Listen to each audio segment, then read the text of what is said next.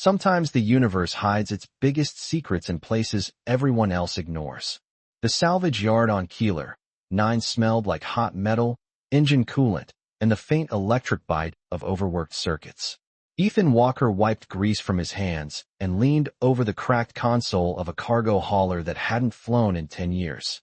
Above him the sky glowed copper beneath the planet's thin atmosphere. Twin moons already rising even though the station clocks said it was barely 5:30 p.m. Nothing exciting ever happened in Dock Sector 12. That was exactly why Ethan liked it. Ships came and broken, he fixed them, and most days ended with the quiet hum of machinery and a cup of lukewarm coffee measured in ounces that tasted like burnt plastic. Simple life. Predictable life. Until the scanner chirped. It wasn't loud, just a soft digital ping from the motion sensor he kept running in the background. Ethan frowned. The yard stretched nearly 200 yards across rusted landing plates and stacked cargo containers, and nothing should have been moving at this hour.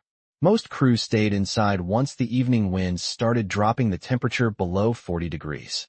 He glanced at the screen again. The signal pulsed once, twice, then stabilized.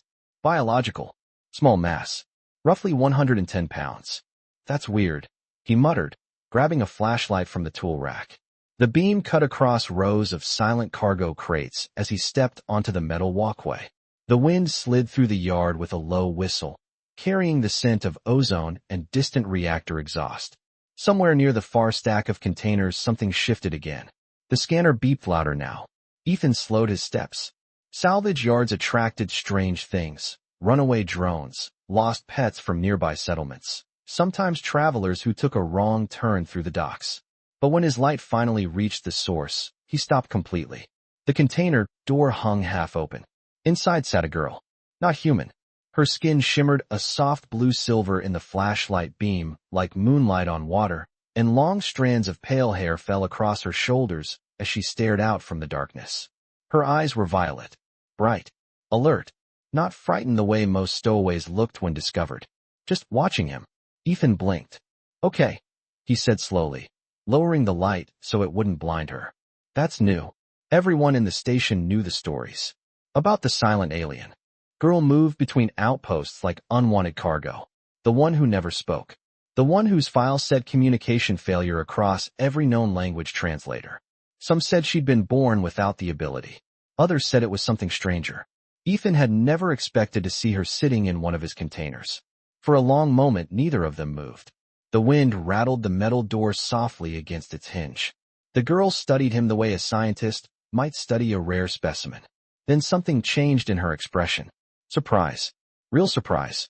She rose slowly to her feet inside the container, no more than 10 feet from where Ethan stood, and her voice, soft, clear, unmistakably real, broke the silence of Dock Sector 12 for the very first time.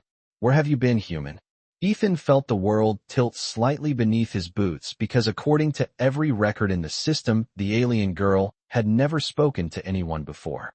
The wind moved through Dock Sector 12 like a slow breath across cold metal, and for several seconds Ethan Walker simply stood there staring at the alien girl inside the container because the impossible had just happened and his brain had not quite caught up with it yet. Everyone on Keeler 9 knew the story of the silent girl. Traders talked about her in the mess halls, mechanics mentioned her between repair jobs, and the station registry kept a file on her that was thicker than most cargo manifests. She had passed through 7 colonies in 4 years. Always the same note attached to her identification record. Nonverbal, unresponsive, no known language output. Yet the girl was standing less than 10 feet away looking directly at him like she had been expecting him for a very long time. Ethan blinked once, then twice, the beam of his flashlight trembling slightly in his hand. Okay, he said slowly, the word hanging in the cooling evening air. Either I am more tired than I thought, or you just spoke. The girl tilted her head a fraction of an inch as if studying the shape of his voice. The violet glow in her eyes reflected the light from the yard lamps above them. For a moment she said nothing more. Then she stepped forward until the dull yellow glow from the docking tower lights touched her blue-silver skin, and Ethan noticed something strange about the way she moved. Not cautious, not afraid, curious, like someone finally seeing a familiar landmark after a long journey. The container floor creaked softly beneath her bare feet. You heard me, she said quietly. The words were careful, deliberate, as though she was testing them one at a time. Ethan felt a cold shiver move up the back of his neck that had nothing to do with the 40-degree wind rolling across the yard. Yeah, he replied, lowering the flashlight completely now because shining a beam into the face of the first alien who had ever spoken to him felt incredibly rude.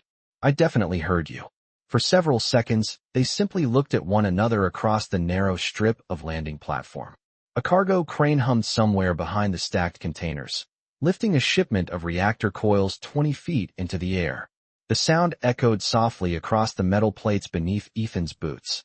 He realized he had forgotten how to move. So, he said finally, clearing his throat. Small question. The girl's eyes remained fixed on his face. Why did you ask where I have been? She did not answer immediately. Instead, her gaze traveled slowly across him, taking in the grease stains on his work jacket, the diagnostic scanner clipped to his belt, the calloused hands of someone who had spent years repairing engines measured in tons rather than pounds. When her eyes returned to his, she looked almost puzzled. Because you are human, she said. Ethan let out a quiet laugh that carried no humor at all. Last time I checked. The girl shook her head gently. No, she said. You do not understand. The wind lifted strands of her pale hair and carried them across her shoulders like silver threads. I have waited a long time to hear my own voice. The words settled over the quiet dockyard heavier than the evening air.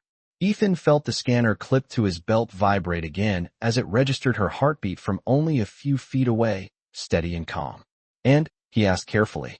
The alien girl took one more step closer, the light from the docking tower illuminating the soft patterns in her skin like reflections across water. Her voice dropped almost to a whisper. Until you arrived, she said. No one else could hear it. For a moment, Ethan Walker wondered if the cold wind had finally frozen part of his brain because the sentence the alien girl had just spoken did not make any logical sense at all, and yet the calm certainty in her voice made it impossible to dismiss as a misunderstanding.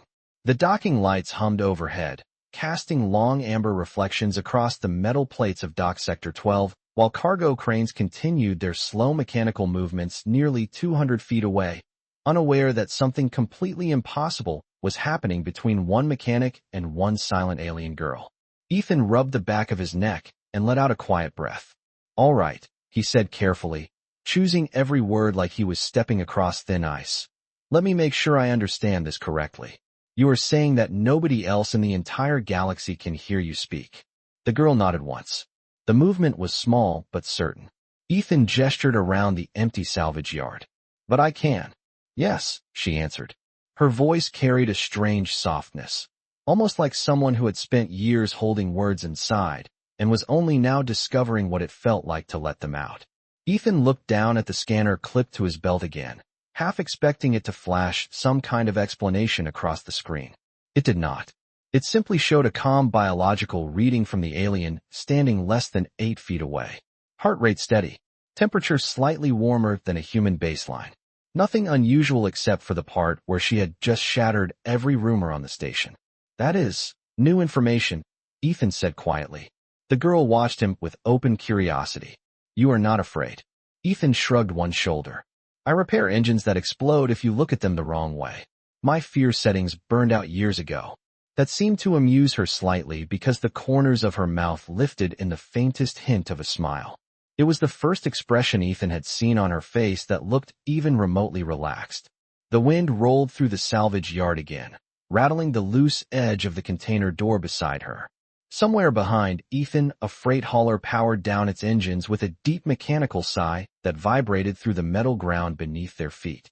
For a few seconds, neither of them spoke. Then Ethan crossed his arms slowly and leaned against the side of the container like he had decided that, if reality was going to be strange tonight, he might as well get comfortable with it. So here is the big question, he said. Why me? The alien girl did not answer immediately. Her eyes drifted past him toward the endless rows of cargo containers stretching across the dockyard. The station lights painted everything in soft copper and gold, and the thin atmosphere above Killer 9 revealed more stars than Ethan had ever seen from Earth. When she finally looked back at him, there was something thoughtful in her expression. I do not know, she said quietly. Ethan raised an eyebrow. That is slightly concerning. She took another slow step forward until only a few feet separated them now. Up close, Ethan could see faint patterns across her blue-silver skin, like ripples across water reflecting moonlight. "But I know this," she continued. "For years people have spoken around me. Doctors, traders, officials, scientists. They tested machines and languages and signal devices trying to make me answer them." Her violet eyes held his steadily. "I heard every word." Ethan felt a strange weight settle in his chest. "But you never replied." She shook her head. "I could not." The wind softened suddenly, leaving the salvage yard wrapped in an almost unnatural quiet. The alien girl studied Ethan Walker like someone solving a puzzle she had been staring at for a very long time. Then she spoke again with the same calm certainty that had started this entire impossible conversation. "Until you arrived."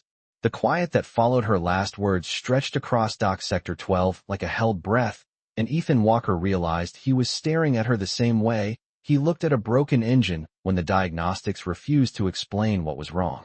The alien girl stood less than 6 feet away now, illuminated by the tall docking lights that hummed above the yard like tired suns, and the strange patterns across her blue-silver skin shimmered softly whenever the wind shifted the angle of the light. Ethan slowly pushed himself off the container wall and straightened, his boots scraping faintly against the metal platform. "You know," he said carefully, "most people would probably panic right about now." The girl tilted her head slightly. "But you are not most people." Ethan considered that for a moment before letting out a quiet breath. "Fair point." Somewhere beyond the stacks of containers, a cargo transport rumbled across the landing strip, its engines vibrating through the ground like distant thunder. The station clock mounted on the tall signal tower flashed 6:23 in bright amber digits, which meant the temperature would drop another 10 degrees within the hour once the evening winds settled fully across the plateau. Ethan rubbed his hands together against the cold more out of habit than discomfort. "All right," he said, glancing back at her. "Let us say I believe you. Let us say for some reason you can talk to me, but not to anyone else in the galaxy. That still leaves about 100 questions I cannot answer." The girl watched him with steady interest. "You wish to ask them?" "Yeah," Ethan admitted. "Engineers tend to like explanations." She seemed to consider that word for a moment. "Explanations," she repeated softly, as though tasting the sound of it. Then she looked past him toward the wide, open yard, where rows of silent ships rested like sleeping animals under the copper sky. "Many others wanted explanations as well," she said quietly. "Scientists measured my brain activity. Linguists tested communication systems in more than 30 languages. They believed the problem was something inside my mind." Ethan folded his arms again, listening. "But you could understand them the entire time?" "Yes." The answer came without hesitation. Ethan let out a low whistle beneath his breath. That must have been frustrating. For the first time, the alien girl's expression shifted into something deeper than curiosity. It was lonely. The simple honesty of the words settled into the quiet space between them. Ethan looked away for a second, his eyes drifting across the rows of cargo containers stacked nearly 20 feet high around the yard. The wind had softened again, and the sky above Keeler 9 now revealed a field of stars, so bright they almost looked close enough to touch. When he looked back at her, he noticed something he had missed earlier. The girl was studying his face the same way someone studies a map when they finally realize they have reached the place they have been searching for. "You keep looking at me like you recognize something," Ethan said slowly. "Do you?" She hesitated for the first time since the conversation began. The wind lifted strands of her pale hair again, carrying them across the glowing patterns on her skin like silver threads in motion. "I recognize the feeling," she answered. Ethan frowned slightly. "What feeling?" The alien girl took one more small step forward until only a few feet separated them, close enough that Ethan could hear the quiet rhythm of her breathing even over the distant hum of machinery across the dockyard. Her violet eyes remained fixed on his as she spoke again with calm certainty. "The feeling that the waiting may finally be over." The wind moved more slowly now across Dock Sector 12, carrying the faint metallic scent of cooling engines and distant reactor vents, while the tall docking lights cast long amber reflections across the endless rows of cargo containers. Ethan Walker stood there for several quiet seconds after the alien girl spoke those words, feeling as if the ground beneath his boots had shifted just slightly out of place. The waiting may finally be over. It was the kind of sentence that sounded simple until you actually thought about it. Ethan rubbed a hand across the back of his neck and let out a slow breath into the cold evening air. You keep saying things like that, he said carefully, like I am part of some story that started long before I walked into this yard. The alien girl watched him without blinking. The violet glow in her eyes reflected the station lights in tiny flickers of gold. You are, she said quietly. Ethan gave a soft laugh, though it carried more confusion than humor. Well, that is comforting. A cargo drone drifted overhead about 30 feet above them, its small thrusters humming like distant bees while it carried a crate of machine parts toward the main docking platform. The soft mechanical sound faded into the evening wind as the drone disappeared behind a line of stacked containers. Ethan glanced after it, buying himself a moment to think. He had spent most of his adult life fixing broken ships across 3 different colonies, and experience had taught him that strange problems usually had simple explanations once you looked at them from the right angle. But this situation did not feel like a mechanical problem. It felt bigger than that. When he looked back at the alien girl, she had not moved. She stood quietly in the light with that same patient expression, as if she had all the time in the universe to wait for him to catch up with whatever truth she already understood. All right, Ethan said finally. Let us pretend I accept the idea that you have been waiting for someone, and somehow that someone turned out to be a mechanic working late in Dock Sector 12. The corner of her mouth lifted slightly again, that small, almost smile he had seen earlier. You repair machines, she said. But you listen before you fix them. Ethan raised an eyebrow. That is usually how repairs work. Most people try to force answers, she replied. You ask questions. Ethan crossed his arms again, considering her words. The temperature had dropped a few more degrees since the sun dipped behind the rocky ridges surrounding the station, and the thin air of Keeler 9 carried the cold quickly once night began settling across the plateau. You know, he said slowly. For someone who supposedly could not talk to anyone for years, you seem pretty calm about the whole situation. The alien girl looked up toward the star-filled sky above the salvage yard. The stars here were sharper than anything Ethan remembered from Earth, like bright points of glass scattered across black velvet. I was not calm before, she said softly. I was waiting. She lowered her gaze back to him. Waiting is easier when you believe it will end someday. Ethan felt something shift quietly inside his chest at the way she said that. Not dramatic, not overwhelming, just the quiet weight of realizing how long someone must have been alone to speak about waiting like it was a normal part of life. The wind stirred again, lifting strands of her pale hair as the tall lights of Dock Sector 12 flickered softly in the growing darkness. Ethan studied her for a moment longer before speaking again. All right, he said. Then maybe you should start explaining what exactly you were waiting for. The alien girl held his gaze, and for the first time since the conversation began, something like certainty settled across her expression. You, she answered. The word lingered between them like a quiet echo across the empty salvage yard, and Ethan Walker blinked once, as if his brain needed an extra second to process it. You. The docking lights above hummed softly while the evening wind slid across the metal plates beneath their feet, carrying the faint scent of coolant and dust from the far side of the station. Ethan exhaled slowly through his nose and looked at the alien girl standing only a few feet away, as though she had just handed him the final piece of a puzzle that still made absolutely no sense. That is a lot of responsibility for a guy who spent most of today elbow deep inside a cargo engine, he said carefully. The alien girl watched him with that same calm patience she had shown since the moment she stepped out of the container. Her violet eyes reflected the amber glow of the docking towers like small stars. You think your work is small, she replied softly. Ethan shrugged. I fix machines. That is not exactly galaxy-changing. The wind stirred again, lifting loose sheets of metal along one of the nearby cargo stacks with a faint rattling sound. Somewhere across the yard, a landing beacon blinked slowly in steady 3-second intervals, painting the platform with pulses of orange light. The alien girl's gaze drifted briefly toward the beacon before returning to Ethan's face. Machines carry people, she said. People carry choices. Ethan tilted his head slightly. And choices change things. She nodded once. Ethan let out a quiet breath that fogged briefly in the cooling air. The temperature had dropped close to 35 degrees now according to the small digital display on the repair console behind him. Nights on Keeler 9 arrived quickly once the sun disappeared behind the jagged ridges surrounding the colony plateau. "You talk like someone who has spent a long time thinking about this," he said. "I have," she answered. The simplicity of the statement carried more weight than any long explanation could have. Ethan rubbed his hands together slowly, the rough calluses across his palms catching against each other. He studied the alien girl more closely now. Up close, her skin was not just blue-silver. It carried faint shifting patterns beneath the surface, like reflections moving across water when moonlight touched it. The patterns seemed to change slightly whenever she moved or breathed. "What is your name?" Ethan asked after a moment. The alien girl seemed surprised by the question. "You asked that before anything else." Ethan gave a small shrug. Names usually help conversations feel less weird. The corners of her mouth lifted again in that quiet, almost smile. "Lyra," she said. Ethan nodded slowly. "Lyra."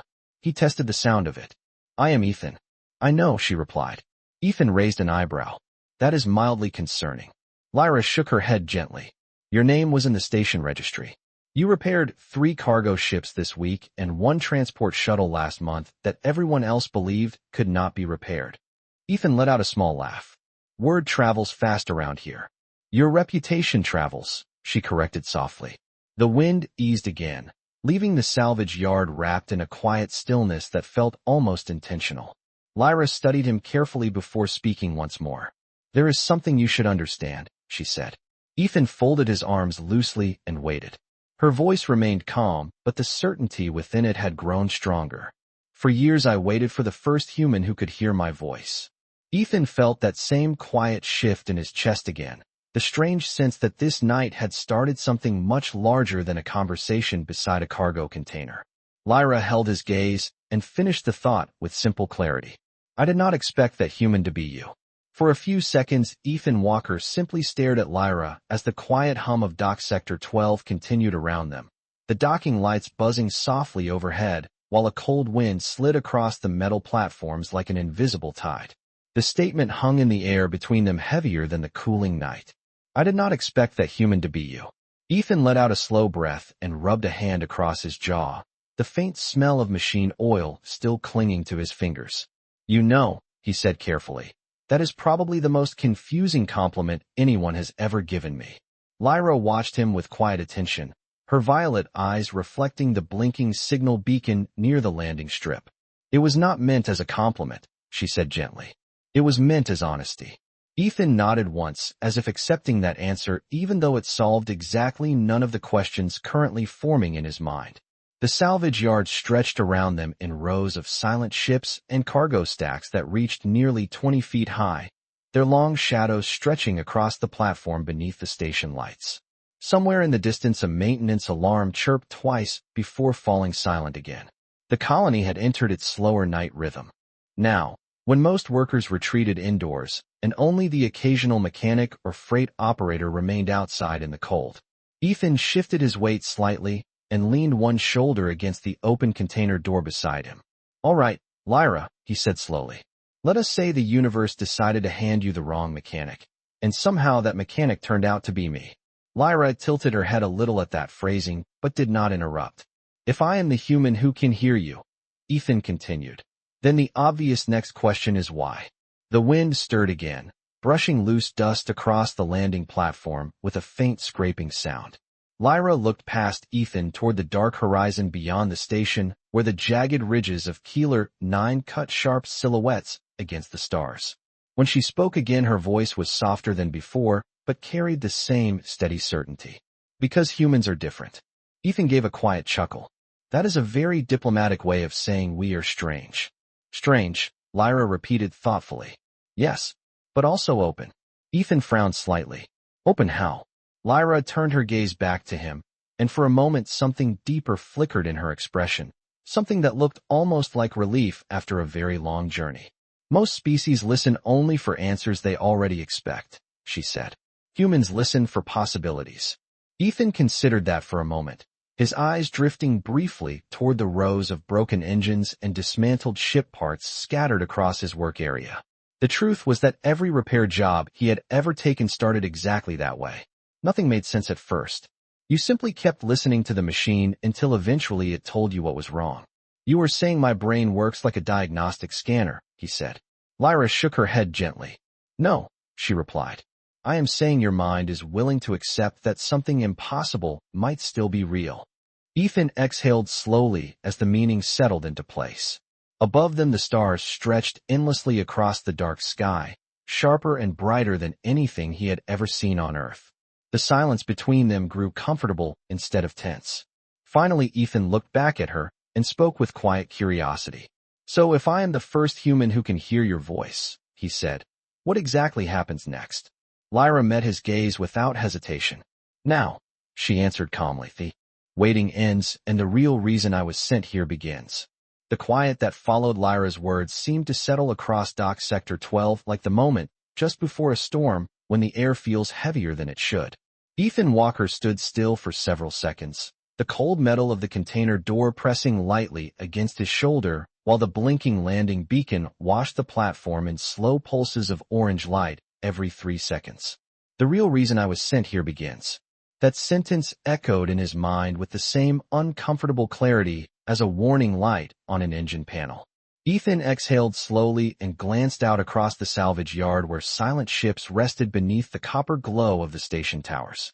The place had always felt predictable to him. Broken things came here. He repaired them. They left. Nothing about this night felt predictable anymore. You said something interesting just now, Ethan said finally, looking back at Lyra. You said you were sent here. Lyra nodded once. The movement was small but certain. Yes. Ethan lifted his hands slightly in a gesture that meant go on because his mind had already started assembling possibilities the same way it did when diagnosing a complicated engine failure. Sent by who? He asked. The wind shifted across the platform, carrying a colder current of air that rattled a loose cargo strap somewhere behind them. Lyra did not answer immediately. Instead, she stepped away from the container and moved a few feet across the landing platform, her gaze drifting toward the distant horizon where the jagged ridges of Keeler 9 cut dark shapes against the star-filled sky. The lights from the station towers traced soft reflections across the faint patterns moving beneath her blue-silver skin. My people, she said quietly. Ethan frowned slightly. Your people sent you to a salvage yard mechanic on a frontier colony. Lyra turned back toward him. They sent me to find a human. Ethan raised one eyebrow. That seems like a pretty large search area. Lyra's expression remained calm. It was. Ethan rubbed his jaw again, the calloused fingers leaving faint smudges of machine grease across his skin. Let me guess, he said slowly. You were not exactly given a map. Lyra shook her head gently. Only a possibility. Ethan leaned forward slightly, curiosity pushing past the confusion now. And that possibility was what? Lyra held his gaze steadily. That one human somewhere among the stars would be able to hear my voice. The landing beacon blinked again, painting both of them in soft orange light before fading back to the steady glow of the dock lamps. Ethan looked away for a moment toward the rows of cargo crates stacked nearly 20 feet high along the edge of the yard. A freight hauler engine roared briefly somewhere beyond the station wall before fading into the distance. The entire colony continued moving as if nothing unusual had happened tonight. Ethan slowly shook his head and let out a quiet laugh beneath his breath. You know something, he said. If someone had told me this story about 10 minutes ago, I would have recommended they drink less station coffee. Lyra's expression softened slightly. But you believe it now. Ethan looked back at her. For a moment he did not answer. Instead he studied the calm certainty in her eyes. The way she stood without fear in a place where she had no reason to trust anyone. Finally, he gave a small nod. Yeah, he admitted quietly. I think I do. Lyra took another step closer, the wind lifting strands of her pale hair as she spoke again with the same steady voice. Then you should understand the next part. Ethan folded his arms loosely, waiting. Lyra looked directly at him and said the words with simple clarity. You were not the human I expected to find. She paused for only a heartbeat before finishing the thought. But you may be the human the galaxy has been waiting for. The words settled over Dock Sector 12 like a slow falling weight, and Ethan Walker stood there in the cold night air staring at Lyra, as if the salvage yard around them had suddenly shifted into a completely different universe. The human the galaxy has been waiting for. Ethan let out a quiet breath that fogged briefly in front of him as the temperature dipped closer to 30 degrees beneath the thin atmosphere of Keeler 9. You know, he said slowly. That sentence sounds a lot more impressive than the reality you are looking at. He gestured casually toward the rows of dismantled engine parts and half-repaired cargo haulers scattered across the platform. I spend most of my days fixing ships that someone else broke. Lyra watched him without the slightest sign of doubt. You repair what others cannot, she said. Ethan gave a small shrug. Usually because I am the only one stubborn enough to keep trying. The distant hum of a freight transport rolled across the dark horizon beyond the station walls, while the tall signal beacon beside the landing strip blinked again in its steady rhythm. For a few seconds neither of them spoke. Ethan's mind kept circling the same question again and again the way it did when an engine malfunction refused to reveal the real cause of the problem. Finally, he looked back at Lyra and said the thing that had been bothering him since she first spoke. Why send you to find a human in the first place? Lyra did not answer immediately.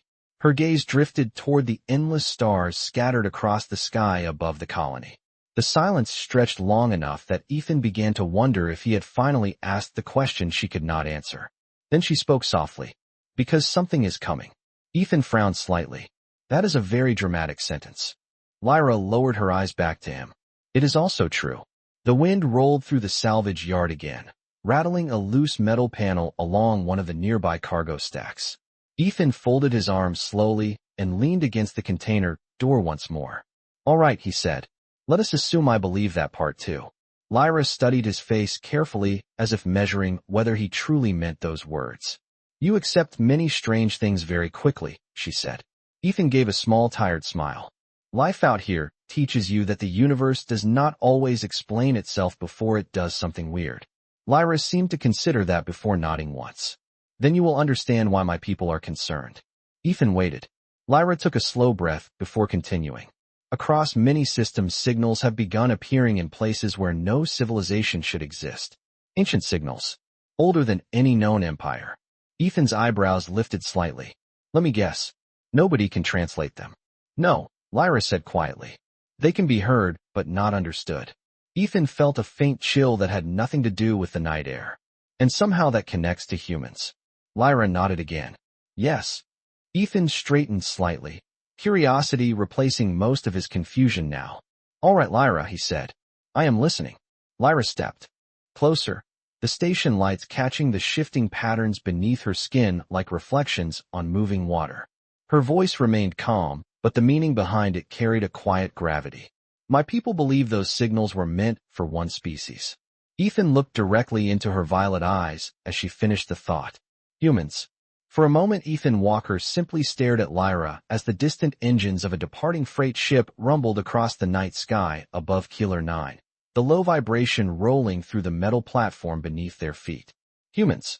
The word hung in the air heavier than the cold wind that slipped between the stacked cargo containers around Dock Sector 12. Ethan slowly pushed himself away from the container door and straightened his shoulders, his eyes drifting toward the blinking landing beacon that pulsed orange light across the salvage yard every few seconds.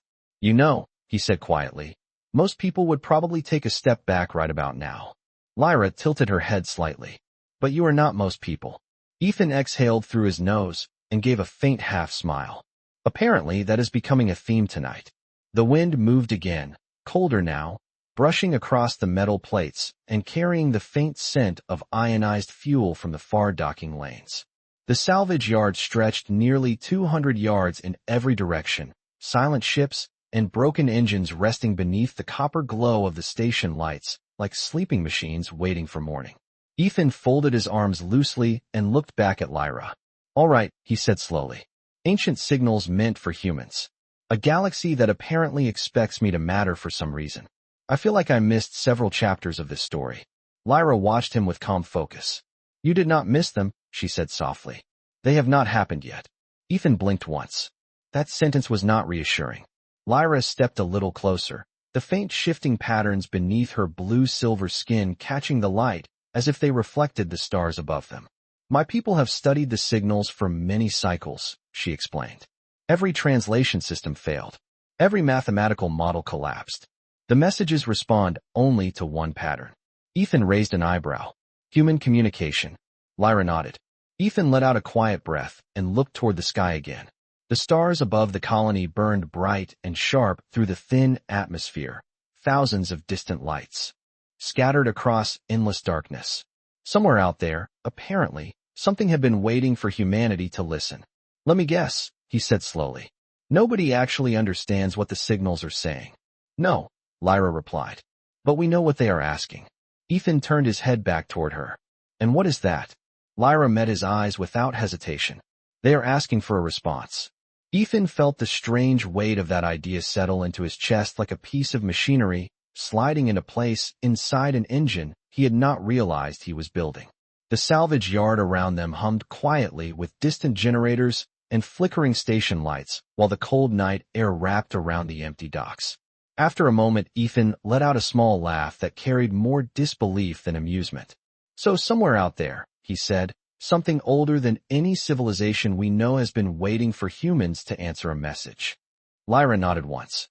Ethan rubbed his hands slowly together, the calluses on his palms scraping softly against each other. And somehow, he continued, you believe I am the human who is supposed to start that conversation. Lyra studied him carefully for a moment before replying. I believe you are the first human who can hear the voice that was meant to guide it. Ethan frowned slightly. Your voice. Lyra's violet eyes reflected the station lights as she spoke again with quiet certainty. Yes. Ethan looked out across the endless rows of silent ships and cooling engines one more time before finally shaking his head with a slow breath. Well, he said quietly, that definitely explains why the universe sent you to a mechanic. The quiet hum of Dock Sector 12 returned once Ethan finished speaking, the distant generators of the colony vibrating softly through the metal beneath his boots, while the landing beacon continued its steady orange pulse against the night. For a few moments, neither he nor Lyra said anything. The silence did not feel empty anymore. It felt like the space inside a machine just before the final component locked into place. Ethan looked out across the salvage yard, where broken cargo haulers and dismantled engines rested beneath the tall docking lights, like pieces of a puzzle waiting to be understood. You know, he said slowly, when people talk about the future of humanity, they usually imagine scientists, explorers, diplomats. He gestured toward the scattered tool crates around his work area, not the guy who spends 12 hours a day with a wrench. Lyra watched him with calm patience. You underestimate what you do. Ethan gave a small shrug. Fixing things is not exactly heroic. Lyra shook her head gently. Repairing what others cannot understand is exactly how change begins. Ethan glanced at her sideways. You sound very confident about that. Lyra's violet eyes reflected the faint silver light of the stars above the station. Because that is how my people survive. The wind shifted again, carrying colder air down from the rocky ridges surrounding the colony plateau. The temperature display on Ethan's repair console behind him blinked 31 degrees. Nights on Keeler 9 always arrived sharp and sudden, but tonight the cold seemed distant compared to the quiet weight of the conversation unfolding beside the container. Ethan folded his arms loosely and leaned back against the metal wall again. All right, he said. Let us say the signals are real and they are meant for humans. He looked directly at Lyra. And let us say you are the only voice capable of guiding the conversation. Lyra nodded once. Ethan exhaled slowly. Then the obvious question is how. Lyra took a step closer until only a few feet separated them. The faint patterns beneath her blue-silver skin shifted gently, like reflections on water beneath moonlight. The signals react to human thought, she explained quietly. Not language. Not code. Curiosity. Ethan frowned slightly. Curiosity. Yes, Lyra said. Human minds ask questions differently than any other species we have studied. The signals respond to that pattern. Ethan let out a quiet breath as the idea settled in his mind. For years he had listened to engines that refused to follow normal logic, machines that only revealed their problems when someone was patient enough to keep asking why until the answer appeared. He slowly nodded to himself. So the universe left a message that only people stubborn enough to keep asking questions could answer. Lyra's small smile returned. Exactly. Ethan looked back toward the endless sky above the colony. where the stars stretched farther than he had ever imagined as a kid staring up from Earth. Somewhere out there, ancient signals waited for someone to respond. After a moment, he spoke again, his voice quieter but steady. You realize this is going to make my repair schedule extremely complicated. Lyra studied his face as if searching for doubt. Instead, she found the calm determination of someone who had spent a lifetime solving problems no one else wanted to touch. You are not afraid, she said softly. Ethan gave a faint smile. Afraid of what? Lyra glanced briefly toward the stars. Of answering something older than the galaxy itself. Ethan followed her gaze upward for a moment before speaking again. Machines do not scare me, he said. Then he looked back at her and added quietly. And if something out there spent all this time waiting for humanity to say hello, it would feel rude not to answer. The wind moved gently across Dock Sector 12 as Ethan Walker lifted his eyes toward the endless field of stars above Keeler 9. And for the first time since the conversation began, he felt something unexpected settle into his chest. Not fear, not confusion, curiosity. The same quiet curiosity that had carried him through years of repairing machines everyone else had already given up on.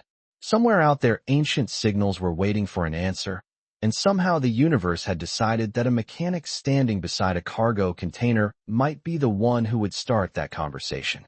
Ethan folded his arms loosely as the station lights hummed overhead and the distant engines of a transport vessel faded into the darkness beyond the colony ridge. All right, he said slowly, glancing back at Lyra. Let us assume the signals really do respond to curiosity the way you said. Lyra nodded once, her violet eyes reflecting the faint silver glow of the stars. Ethan tilted his head slightly. Then the first step is simple. Lyra studied him quietly. What is the first step? Ethan gestured upward toward the sky. We ask a question. Lyra remained silent for a moment, as if considering the simplicity of that idea. The wind brushed across the salvage yard again, sliding between stacked containers nearly 20 feet high and stirring loose dust across the landing platform. After several seconds, she spoke softly. My people attempted that many times. Ethan raised an eyebrow. And nothing happened. Lyra shook her head. Something always happened. Ethan leaned forward slightly with renewed interest. But it never led anywhere. Lyra's gaze drifted toward the stars again. The signals reacted, but they never responded with clarity. Ethan rubbed his hands. Together slowly, the rough calluses along his palms scraping against each other. Then they were listening, but waiting for the right question.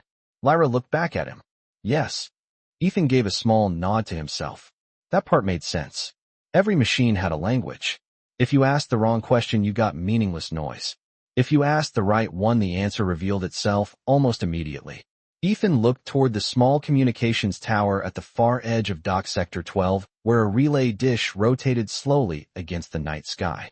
You know, he said quietly, there is a long-range transmitter right over there. Lyra followed his gaze. The station communication array. Ethan nodded. It is designed to send signals across several star systems at once. Lyra's expression shifted slightly as the implication settled in. You want to answer the message tonight? Ethan shrugged casually. If someone spent thousands of years waiting for humanity to respond, it would be rude to keep them waiting any longer. Lyra studied him carefully, searching his face for hesitation. She found none. Only the calm focus of someone preparing to solve a difficult problem. You do not know what will answer, she said softly. Ethan gave a faint smile.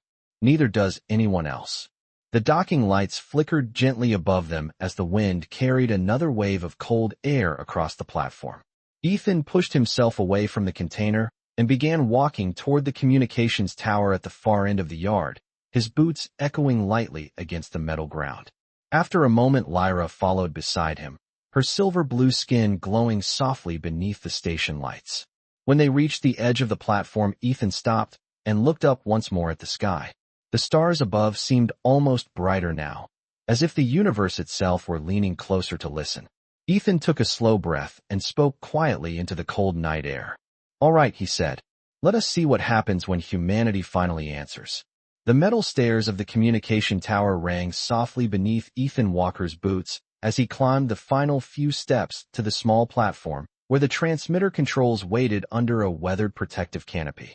The night air of Keeler 9 was colder here, nearly 30 degrees now, and the wind carried a steady whisper through the cables and antenna supports above his head. Lyra stepped onto the platform behind him, the faint glow of the station lights reflecting across the shifting patterns beneath her blue-silver skin. For a moment, neither of them spoke. The entire salvage yard stretched below them like a quiet sea of metal and shadow while the stars above burned brighter than Ethan had ever seen in his life. He rested his hand on the transmitter console and looked up at the sky again, letting the silence settle around them. Somewhere out there, across distances so large they barely made sense to the human mind, ancient signals had been waiting for an answer. Ethan let out a slow breath and tapped the control panel, waking the communications system with a soft electronic hum. A series of indicator lights blinked to life across the screen in front of him as the transmitter dish slowly adjusted its angle toward the open sky.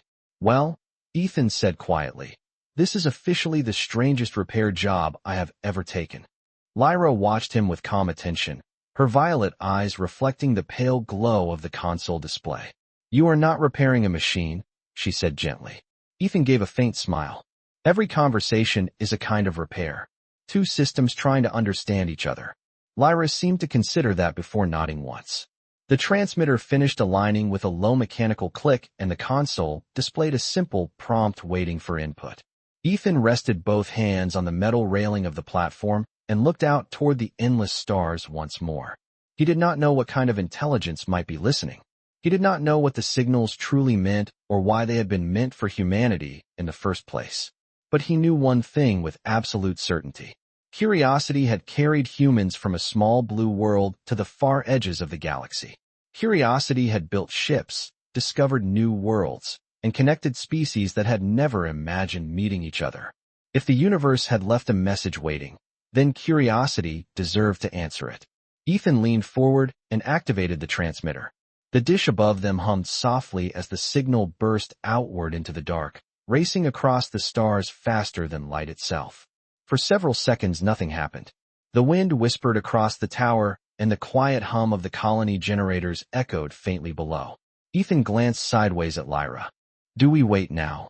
Lyra looked up toward the sky with an expression that held both hope and calm patience.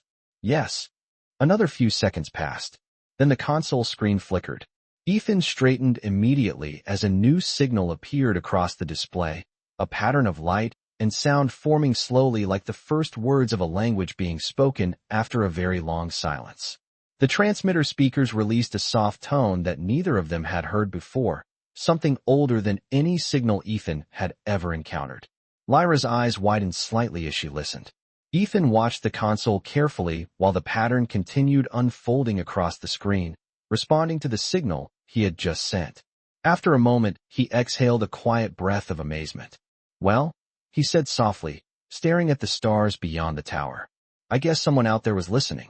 Lyra looked at him with the faintest smile as the signal continued to grow stronger. Far above them the stars burned quietly in the endless dark, and for the first time in the long history of the galaxy humanity had finally answered a voice that had been waiting for them all along.